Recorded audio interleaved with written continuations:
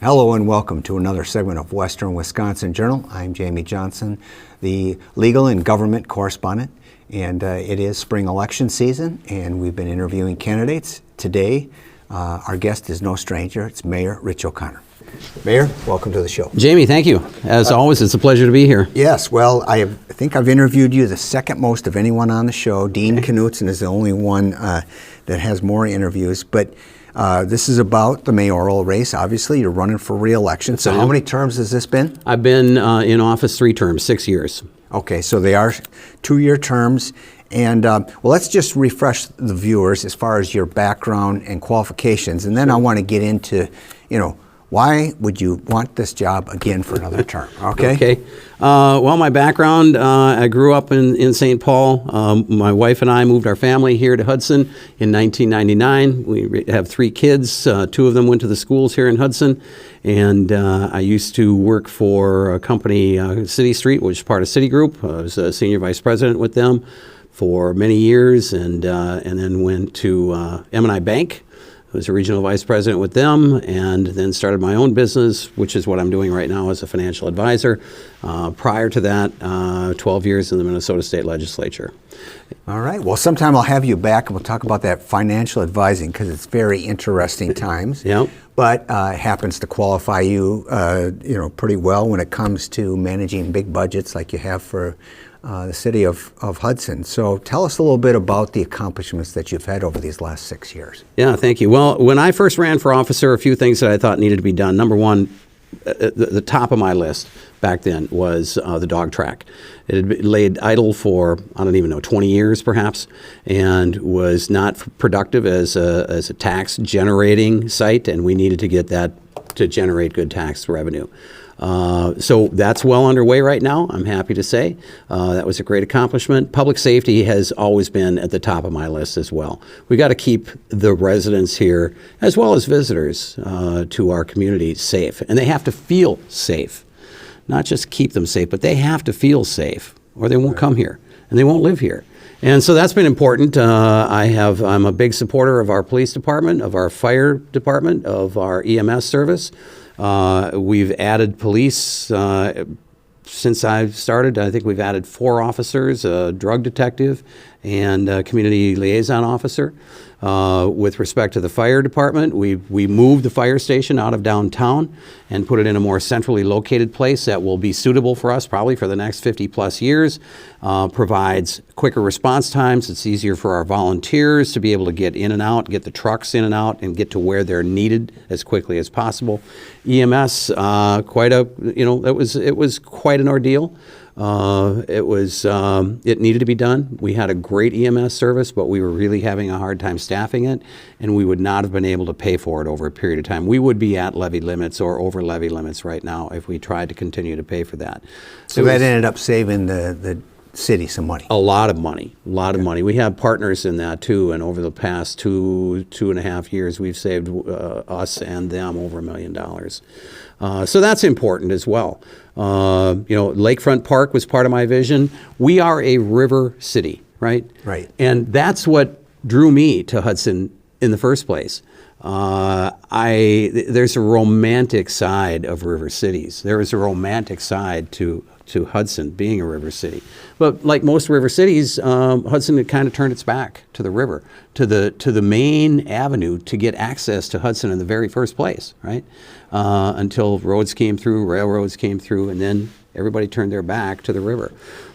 I want to enhance our identity, embrace that identity and enhance it as the premier river city in the St. Croix, Mississippi Valley. All right. Now, you've listed some of the things that you've done. What would you say are the 1 or 2 things that you're most proud of then, having gotten accomplished? Well, again, the EMS, it was a battle. I mean, there's no other way of putting it.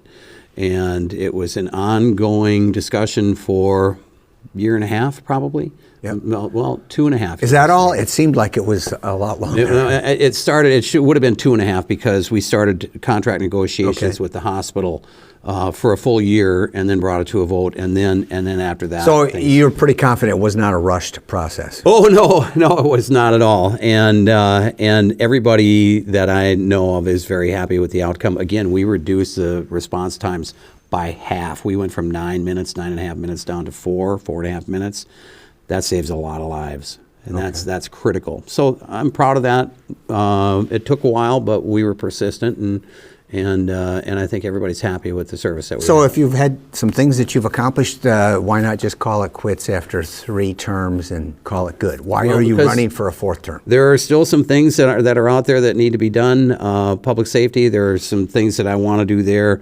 I have a proposal that will be taken up at the council on Monday night to add additional lighting to the downtown area in our parking lots and in some of the darker areas. We know that we've had some problems down there over the past year, 2 years, and we want to make sure once again that people feel and in fact are safe in our city. We're also going to add cameras, additional surveillance cameras in some of those areas so that we can catch perpetrators. Right. Okay. That's one of the things, again, to follow through on the vision with the river. Lakefront Park is a big thing. And I wanted to wait until the very end of my tenure before we turn to what I think is the fun part, and that's Lakefront Park. Mm-hmm. And with the improvements that we have down there, it's going to provide better access for our residents as well as visitors to the river. It's going to enhance our park dramatically, provide fishing opportunities, a 650-foot boardwalk that will be essentially a dock on the water. And people love walking on those docks. They love walking on the water. It will be disabled accessible. So it's going to be great for our citizens. So there are just some things that haven't been completed yet that I want to continue to do. And I think I've got a really good record of accomplishment. And I want to get back to one thing that my mother Sure. told me Okay. years ago. My mother said that one of the most noble endeavors in life is to serve one's community. I'll never forget that. And people have heard me say that frequently. And that's part of it. I'm not quite done yet. There are a couple things that need to be done, and I want to do that and then move on. Okay. So let's get into those things that you want to do yet. What do you see as the priorities or the primary issues that you would like to address with the council in the next 2 years? Sure. Well, let's start with the library. Okay, the library, of course, people right now, they see the facade. It still needs to be repaired. We're going to be passing the bids that came through on Monday night. Construction is going to start by the end of March to get our library back up to where it was before the storm last fall. And interior construction should be done like the first part of June, and the exterior sometime in July. And then we'll have our library back. That's number one. Okay, so it's now early March, 3-4 month process, and all of that construction, is most of that covered by insurance? It's all covered by insurance. Okay. Yeah, that's a good thing. Yes. But the other thing, and probably the more important thing, is the funding. And our library has been woefully underfunded for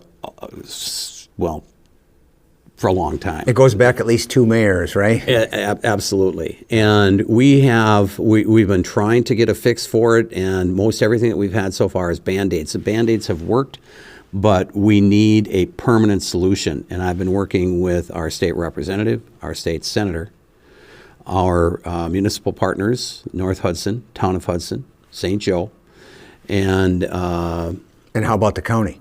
And the county. I was just Okay. going to mention the county. Thank you. There are a lot of players here and a lot of moving parts that we're trying to bring together. I believe that we have a solution. It's kind of technical. I don't know that we have time to get into it right now, and I don't want to jinx it, but I would say that by May, June, we will have the permanent solution for our funding, and we will have our library funding level back up to the state required level that we've been very shy of ever since I can remember. And the key part will be it will not fall all on the shoulders of city residents. That's right. Okay. That's the big part.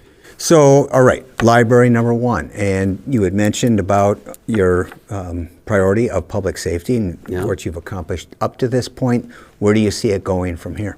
Public safety or my next priority? Well, either one. I mean, if you have something new in public safety other than to keep the I kind of threw out what I want to do with that, and okay, because that the location of the police department, we've seen it move already once. We've moved the Right. fire department. Oh, yeah. There's possibilities of the police department being able to be at this expansion of the county building where it'll be a lot closer to the jail and possibly sharing of resources there with the county. Right. So it's my understanding that last night the county passed their funding for the expansion out there at the county building without the city of Hudson.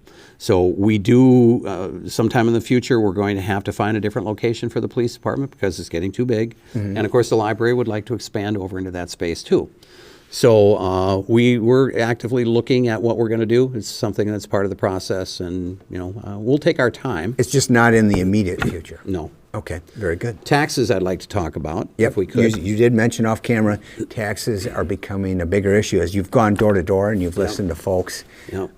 What do you think? I mean, other than everyone wants low taxes, but they like high services. Right. So how do you accomplish both of those? Well, people understand that in order to receive the services that they do, that they have to pay taxes, and nobody's arguing that point.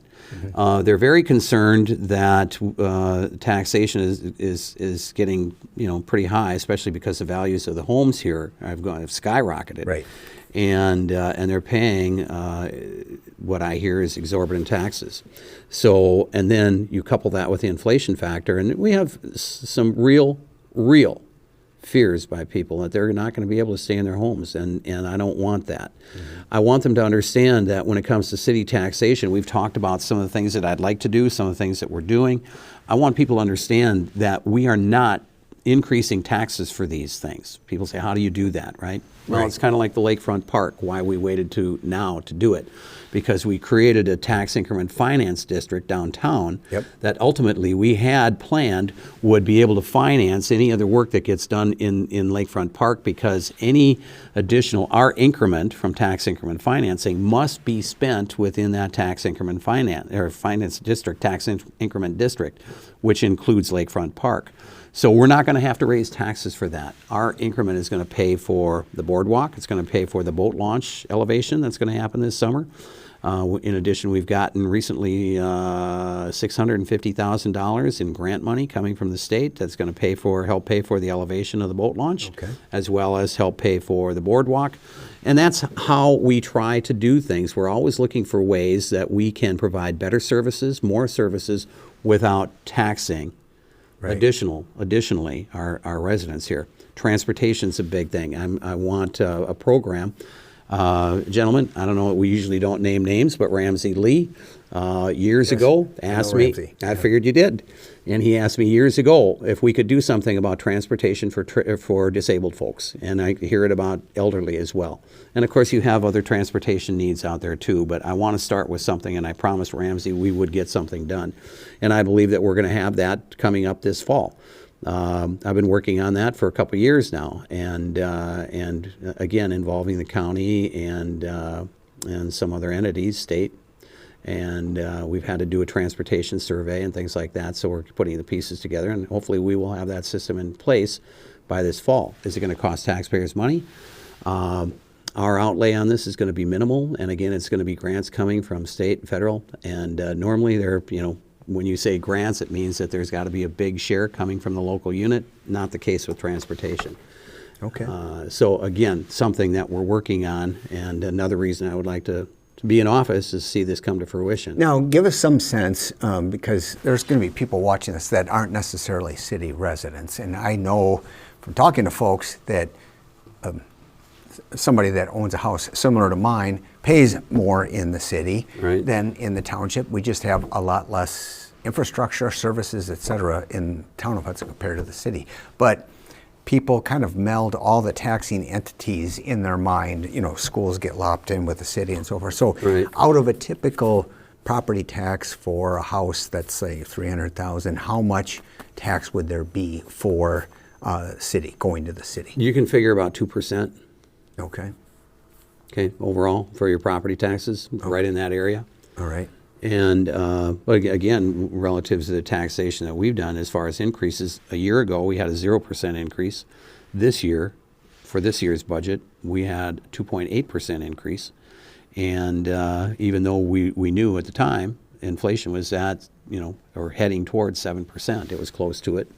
And so we've kept the taxes below the cost of living, and yet we're providing excellent service. And I don't think anybody can really complain too much. Somebody's always going to complain, And you state it on a percentage basis. Can you state it? I know I'm putting you on the spot. In terms of dollars, like how much would the city collect from a $300,000 house? I know from being on the school board that the school district's mill rate is 10. About $6,000. So okay. And that's overall tax bill. That's overall. Yeah, right. Yeah. But what's the city share of the... the city share of the overall tax bill is about 25%. Right, and school districts around 50%, give or take. So, Yep. And then there's other entities that share the other. I just wanted to give County the sense of the folks so that they don't equate their whole tax bill with the city. Yeah. Right. All right. Now, you were going through your priorities, and you had mentioned about, a desire to get to transportation, but that transportation requires infrastructure. We've worked on Vine Street, I think, since you've been mayor. We've worked on 2nd Street, which is Highway 35. Yep. And some work on Carmichael. And you're getting to the reputation as the construction mayor. So what's going to be our next infrastructure project, knowing that we had that study done that had a lot of zeros behind it? All right. Well, and there's a lot in that package. So and not all of it has to be done in 2022. Right. Very little of it, probably. Okay. But we're looking at, essentially, according to our city engineer, who did a lot of work on this, he said that we're, over the next 30 years, we're going to have to spend about $120 million on infrastructure improvements. We've got pipes that are over 100 years old underground, and much of that is also downtown. People ask why we didn't use cement out there in the 2nd Street instead of asphalt, and it's because we're going to have to rip it up again. The state's going to have to come through, rip it up again to go after those old pipes at some point in time. So the infrastructure is something that we're going to have to work on. I think the $120 million personally is a little inflated, but we have to prioritize. There's some prioritize, like you're just, I'm sorry, you were going there. Yep. You're not going to do it all at once. Nope. And there are certain things that can be maybe cost savings by the timing of it. Well, and the one project right now that's we're discussing, and we'll be discussing Monday night at the council meeting, is the 11th Street / Hagen Street Bridge. Connecting north of the freeway to south of the freeway, and it's a big undertaking. It's something that needs to be done. It's very congested, and we're going to be doing work on Carmichael a year from now, this summer, and so the Hagen Street Bridge is probably going to be done next year, and we're looking at options for that. That's a good size bill, and it's a big project, but that's just one of the things that we're looking at. But it's something that could really have a big impact on quality of life. Absolutely, quality of life is huge here. Right, and so not just being able to get from the north side to the south side of that bridge, but also you got pedestrians, bicycles. Yep. I've been through there when I go home from work and have seen 2 accidents in there in the last couple months. So it's not something you want to put on the back burner. No, we need to get it done. Councilmember Morissette has been raising the alarm about 11th Street for several years now. And we're finally getting to the point where we're going to have something done there. Okay, so at 11th Street, or also known as Hagen Street Bridge, what are some of the other infrastructure? And you had mentioned the downtown. Of course, that's all part of that tax incremental financing. What are some of the other infrastructure needs that you think need to be addressed first? Most of it's going to have to do with roads. We've got some very old roads out there that need to be taken care of. We got, as I mentioned, we have pipes under the ground that have to be taken out. They're old.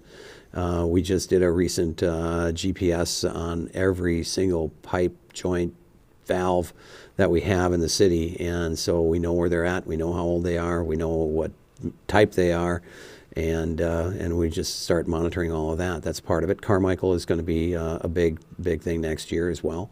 We've got additional. We just annexed over there for the Hudson Physicians, and so there is going to be some traffic issues over there in Carmichael, and as well as at some point in the future when the state decides they're going to work on the interchange, it's also going to impact traffic flow, and Carmichael's going to have to be taken care of. Yeah. To see that one through as mayor, you might have to run for 3 more terms. The Carmichael interchange, right? Yeah, exactly. I won't be around for that, I'm sure. Okay.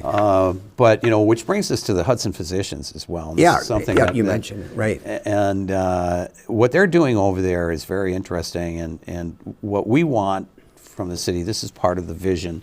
This is kind of the amended vision, okay? Because we really like what they're doing over there. And they are oversubscribed in their building.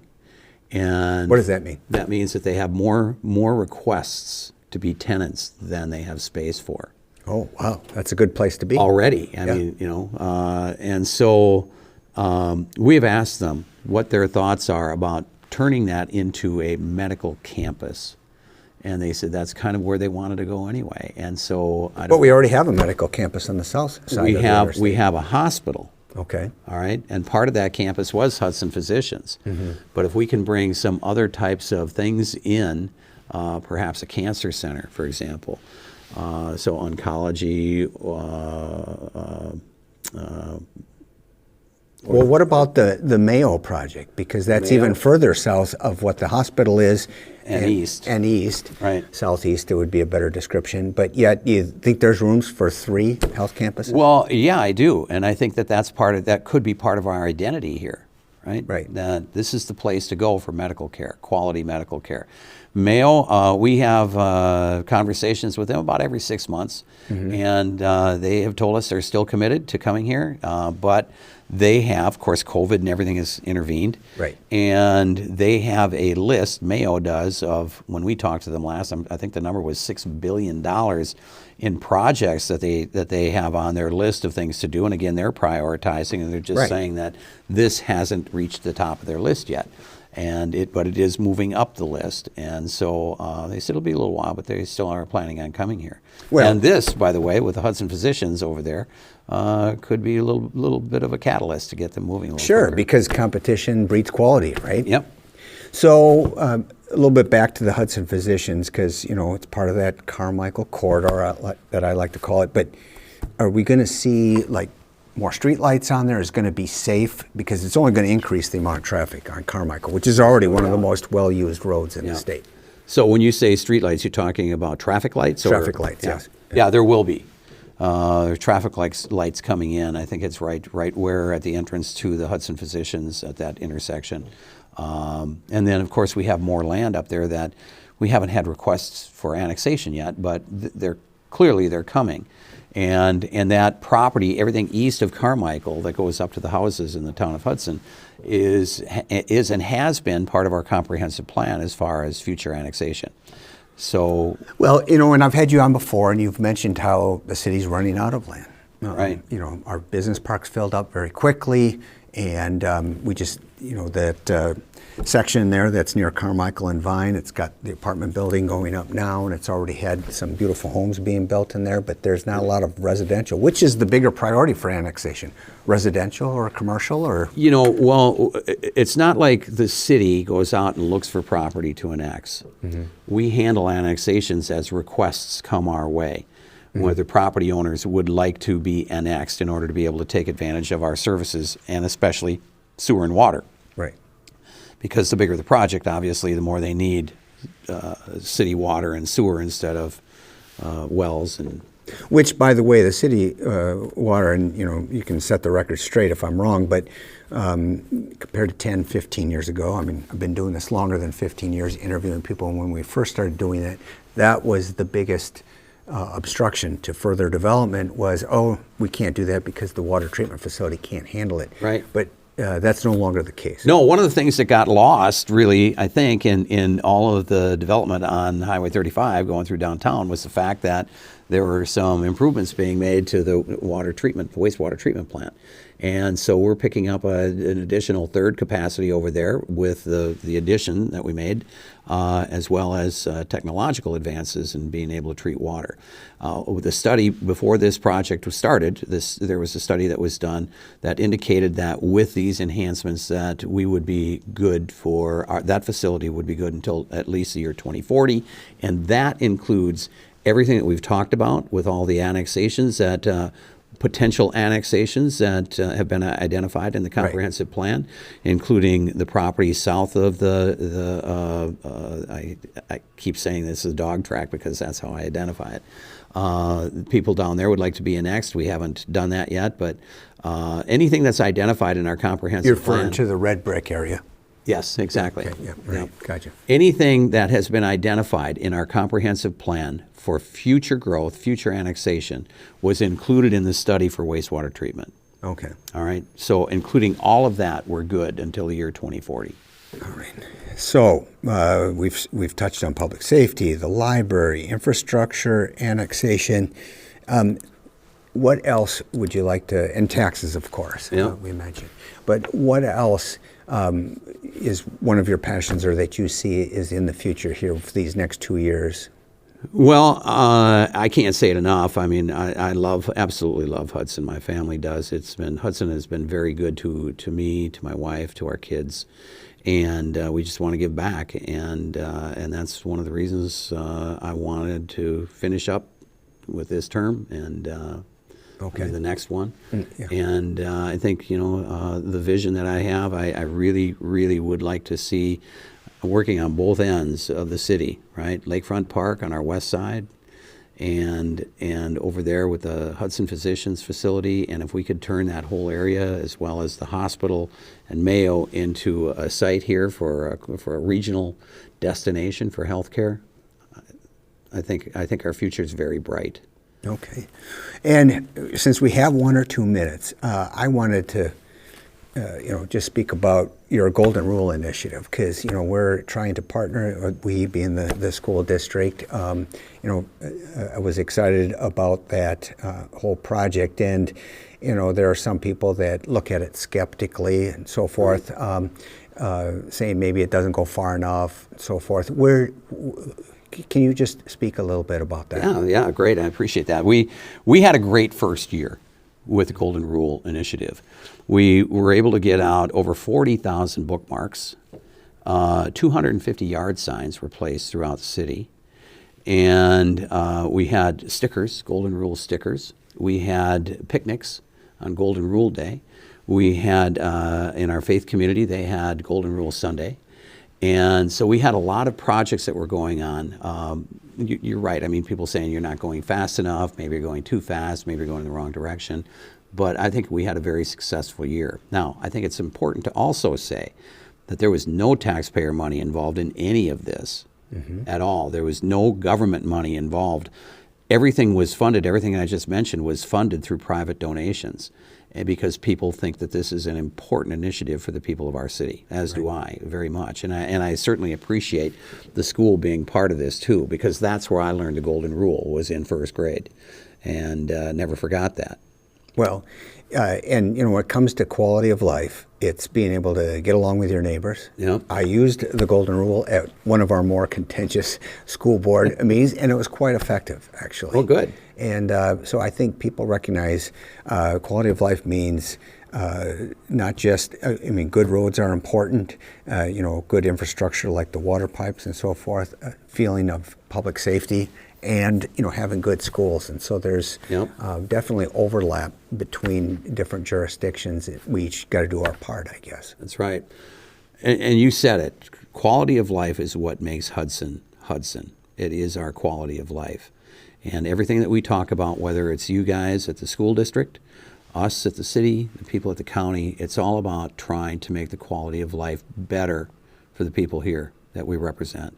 And we've got a great community, and I think we've, you guys have certainly done a great job. I think the county has, and I think we have at the city as well. Well, and still a lot of work yet to be done. Absolutely. So, well, I want to thank you for coming on the show.